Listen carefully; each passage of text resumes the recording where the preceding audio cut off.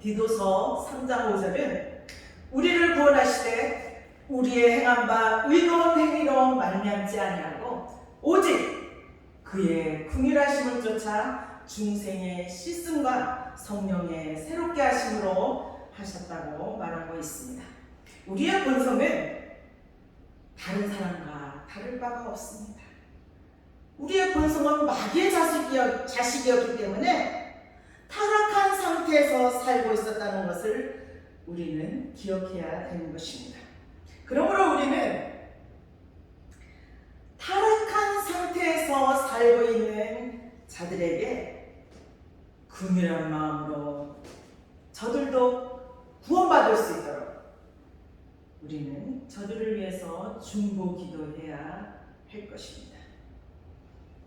그리스도 안에서 우리가 구원받고 또 다른 이들과 다르게 된 것은 다른 거 아니에요. 오직 우리 구주 하나님의 너그러움과 사랑하시는 것입니다.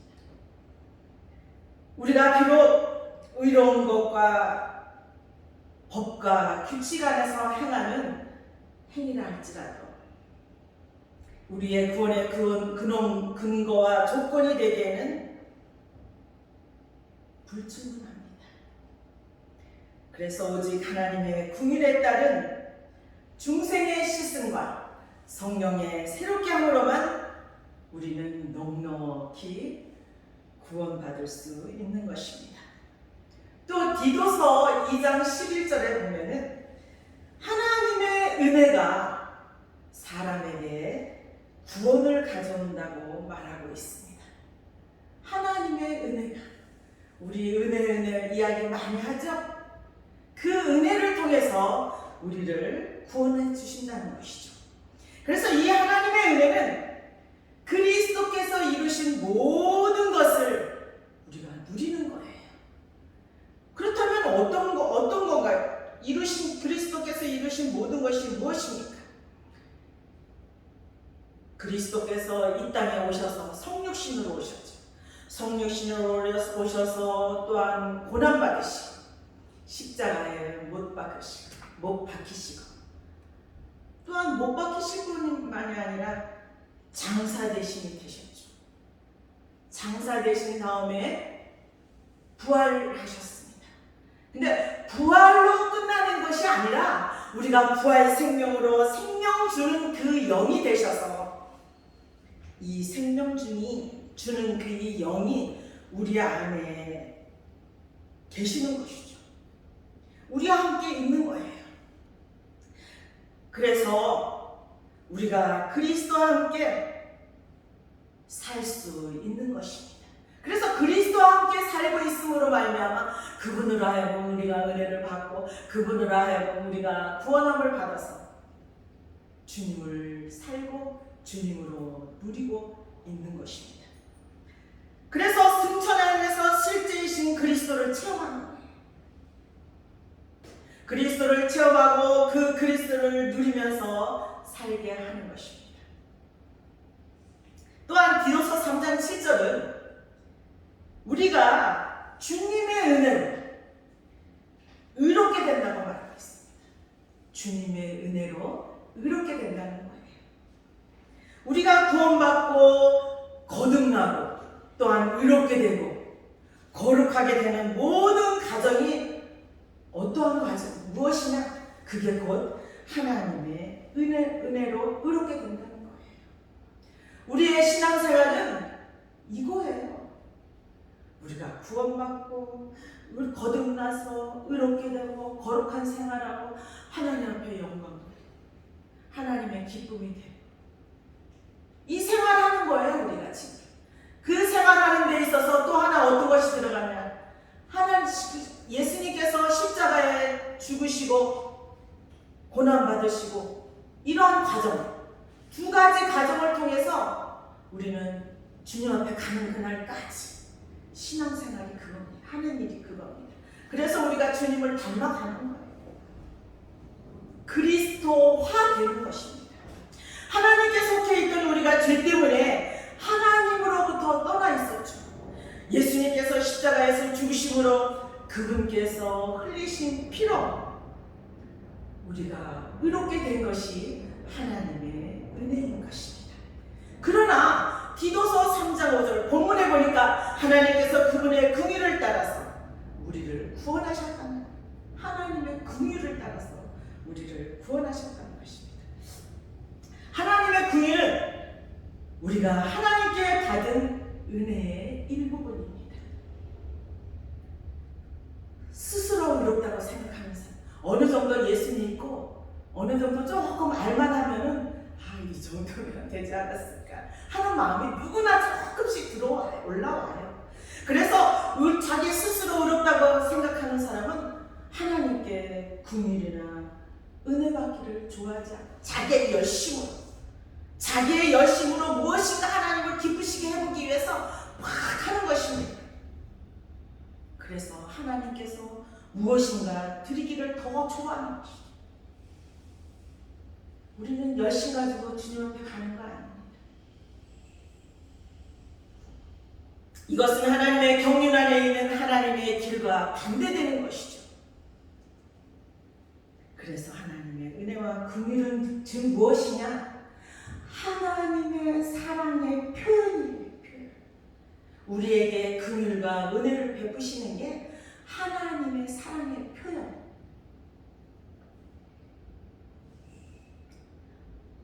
우리의 죄로 인하여서 우리가 가련한 상태에 있을 때 먼저 하나님의 긍휼이 우리에게 먼저 오죠.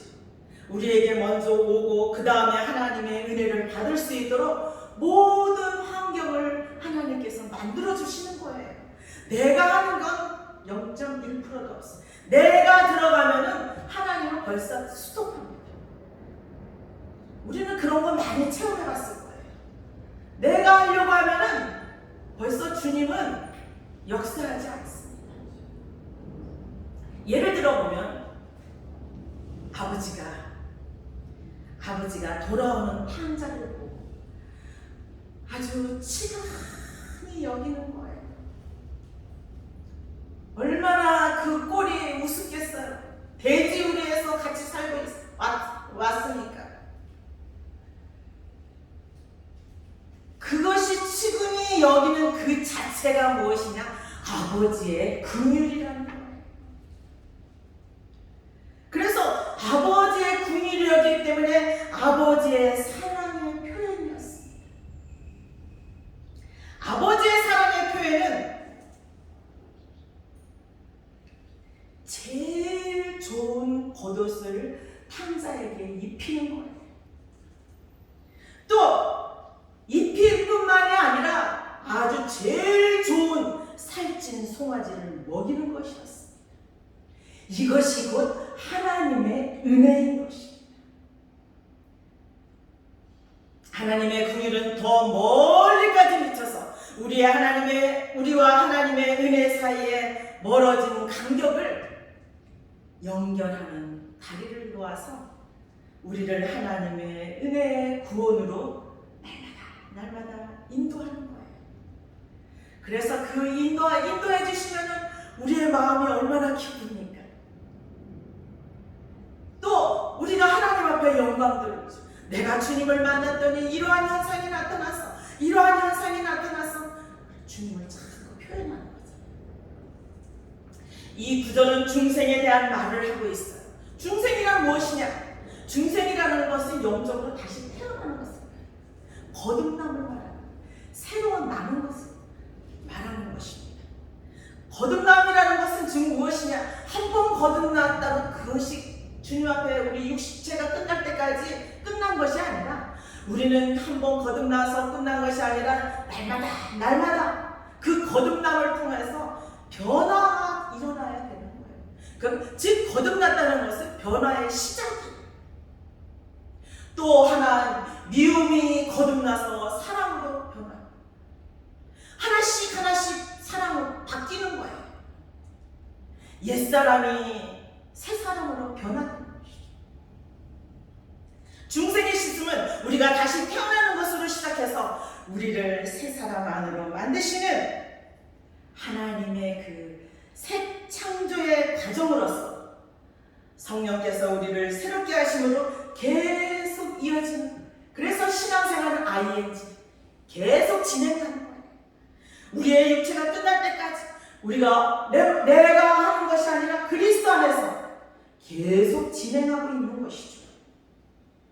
이것은 그리스도의 생명으로 우리의 육이 계속 주님의 말씀으로 수리하고 다시 만들어지고 다시 재조성하는 거예요. 그럴 때 주님이 원하시는 하나님 사람이 되는 것입니다. 우리 맨날 찬양을 하잖아요. 지난날의 생활 방식을 따르는 옛사람, 곧 옛사람 속에 있는 우리 안의 욕정과 욕심에 따라서 썩어져가는 옛사람을 벗어버리고 하나님을 따라 진리를 체험함으로 그리스도의 실제 의와 거룩함으로 창조된 새 사람을 입는 것입니다. 육신으로 할 수 있는 것은 나무와 지푸로 씌우면 다 없어지는 거예요. 우리가 창조된 새 사람으로 덧입혀지는 것은 100% 금, 99.9% 금, 하나님의 본성이 금이잖아요. 금으로 바뀌는 과정. 금이 한 번 불 속에 들어간다고 금 되는 거 있습니까? 들어갔다 또 나오고 들어갔다 또 나오고 들어갔다 또 나오고 할 때 금이 만들어지는 거잖아요.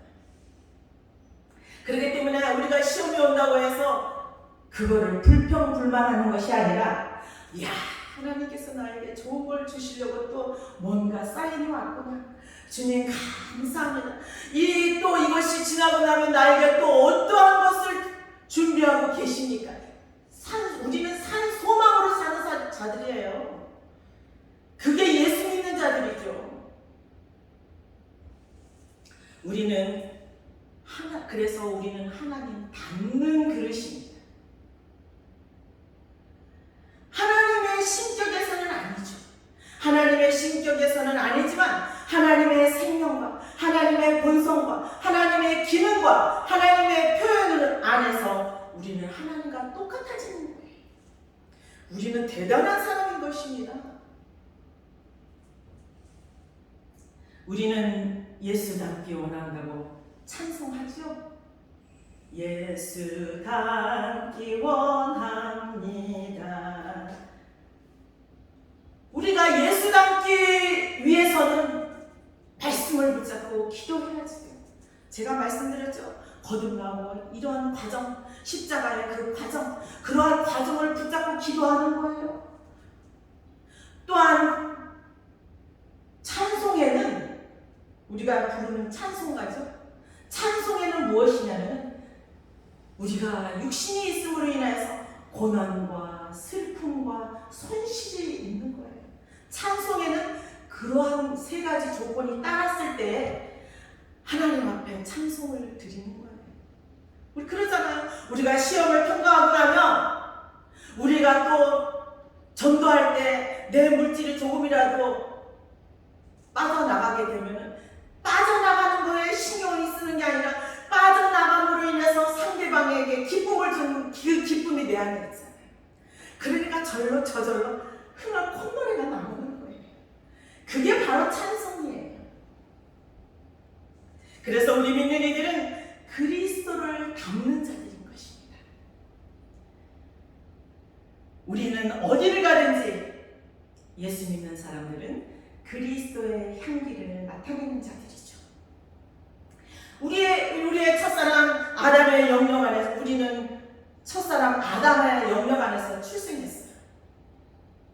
그러나 세례를 통해서 둘째 사람 그리스도의 영역 안으로 옮겨졌죠. 그래서 그리스도 안에서 푹 잠기는 게 곧 세례예요. 이 세례는 하나의 형식이나 그 의식이 아니라 그리스도의 죽음과 부활 안에서 세례받는 것을 말하는 것입니다.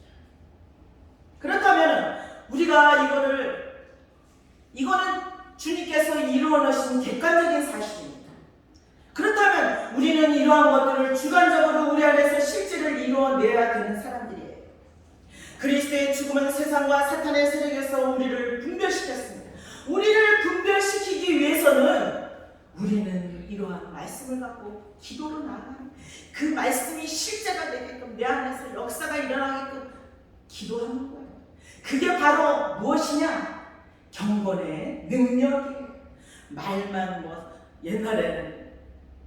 옛날에 부흥사들이 말씀 많이 하셨는데, 성경책, 목사님들이 성경책 옆으로 끼고 거룩거룩 한다. 그게 경건의 능력이 아니에요. 우리 안에서 실제로 말씀을 이루어낼 때에 나오는 그것이 바로 경건의 능력인 것입니다. 그럴 때 상대방 영혼을 만질 수가 있어요. 상대방 영혼을 살 수가 있어요. 그렇지 않고 남의 것 갖다가 하면은 능력이 없지요. 힘이 없어요. 나라는 사람 그 자체가 힘이 없어요.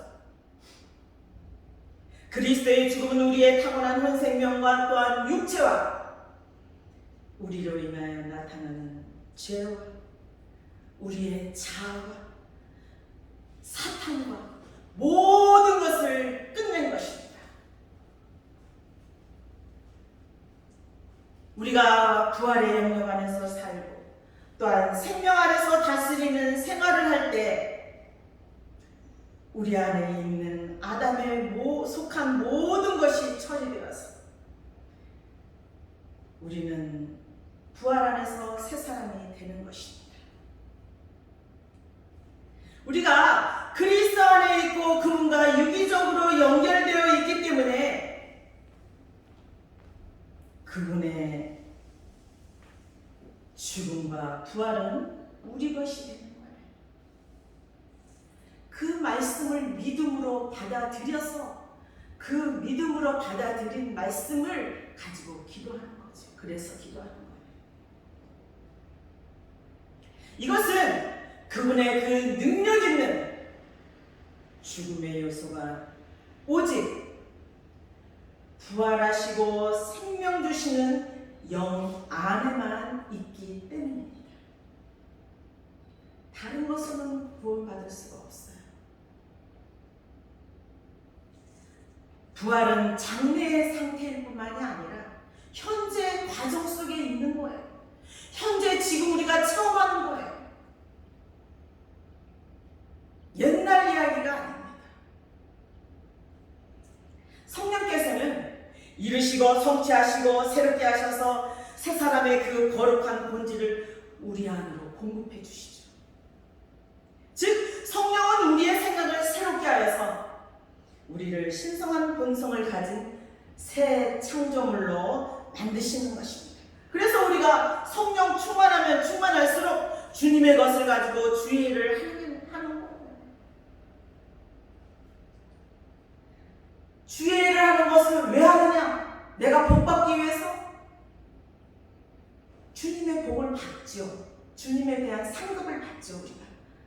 그렇지만 더 나아가서 하나님의 나라를 세우는 거예요.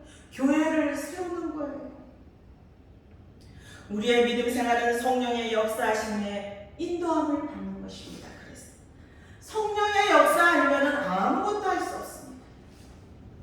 이것은 우리가 하나님의 영원한 생명 안에서 삼위 하나님의 모든 풍성을 상속하는 하나님의 상속자들이 되도록 하려는 것입니다.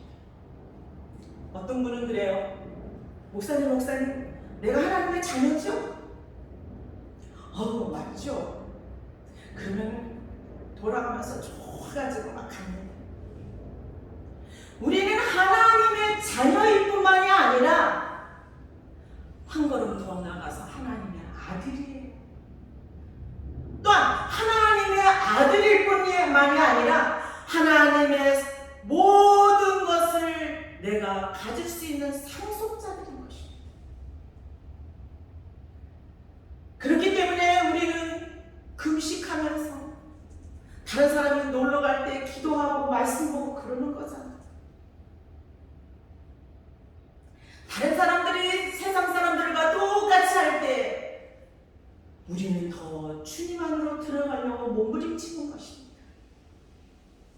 디도서 3장 7절은 우리로 저희의 은혜를 힘입어 의롭다 하심을 얻어 영생의 소망을 따라 후사가 되게 하려 하심이라고 말하고 있습니다. 중생의 시승과 성령의 새롭게 함을 포함한 하나님의 구원과 의롭게 됨의 결과와 목표를 7절에서 말하고 있는 거예요. 그 결과와 목표는 무엇이냐? 영원한 생명의 소망을 따라서 우리가 하나님의 상속자들이 되는 것이죠. 자녀들 중에서도 아버지가 부모님이 마음에 가는 자녀가 있어. 부모가 10명이라고 해서 10명 똑같을 수는 없습니다. 마찬가지. 하나님께서는 세상에 우리가 살고 있는데 우리가 살고 있는 모든 것들을 보게 하신 것이 바로 성경 말씀이에요. 우리가 너무나 눈은 있어도 못 보고 귀는 있어도 듣지 못하고 마음은 있어도 아버지의 사랑을 알지 못하기 때문에 세상을 보여주면서 아버지의 모든 것들을 제시하고 있는 거예요. 그래서 우리의 생활 속에서 하나씩 주님의 말씀, 주님의 목적과 계획과 뜻을 알아가는 거예요. 그런데 기도하다 보면은 더 빨리 알아주죠. 지혜와 명철과 계시의 영을 우리에 주셨기 때문에 하나님께서는 우리에게 깨달을 수 있는 능력을 주시는 것입니다. 하나님의 말씀에 빛비춤이 있는 거예요. 우리는 다만 아들이 아니라 아버지의 재산을 상속받을 자격이 있는 상속자들입니다. 할렐루야! 이러한 상속자들은 하나님의 영원한 생명으로 태어났기 때문에 영원한 생명의 소망이 있는 거예요. 예수 믿는 사람들이 어디 가서 지질이 못난 짓 하지 마세요. 우리는 대단한 사람입니다. 하나님의 영원한 생명은 오늘날 우리의 누림이 될 뿐만이 아니라 내일의 우리의 소망이 되는 것입니다. 이 소망에 따라 우리는 영원토록 하나님의 모든 풍성을 상속받을 하나님의 상속자들이 되는 것입니다. 이것이 그리스도 안에 있는 은혜로 말미암아 우리에게 주어진 하나님의 영원한 생명으로 이루어지는 구원의 절정이요 또한 영원한 목표인 것입니다. 우리 믿는 이들은 중생의 시승과 성령의 새롭게 함과 또한 하나님의 구원과 의롭게 됨으로 하나님의 영원한 생명과 하나님의 모든 풍성을 상속받는 상속자들이 되기를 주님의 이름으로 축원합니다. 할렐루야! 아멘.